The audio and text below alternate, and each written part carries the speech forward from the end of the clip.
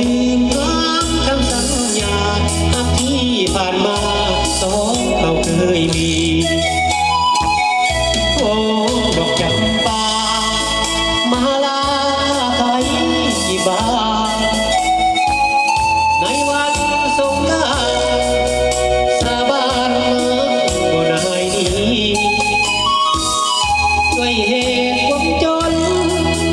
หน้ามนต์ไร้แสงเป็นที่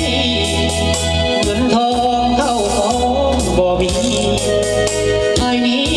สุดที่น้อยใจดอกกุหลาบจำปาลาทุ่งคิดสงสารตนยามจนขาดคนเห็นใจจงให้เวลาไปหาเงินทองของใส่คิดถึงสู้ผู้เป็นดวงใจแล้วไอ้จะไปสู่ขอแต่งงาน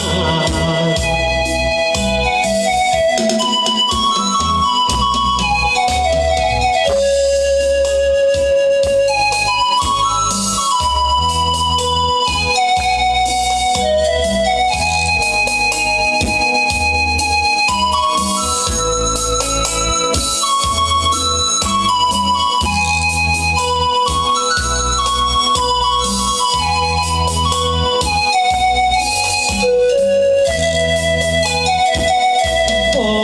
ดอกจำปามาลาไทยที่บานในวันสงกรานต์สาบานหาบ่ได้ดีด้วยเหตุความจน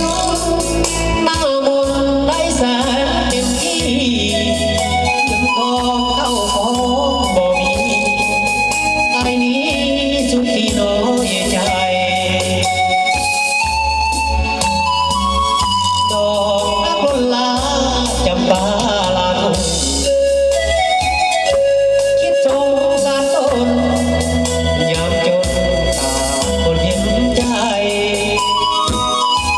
จงให้เว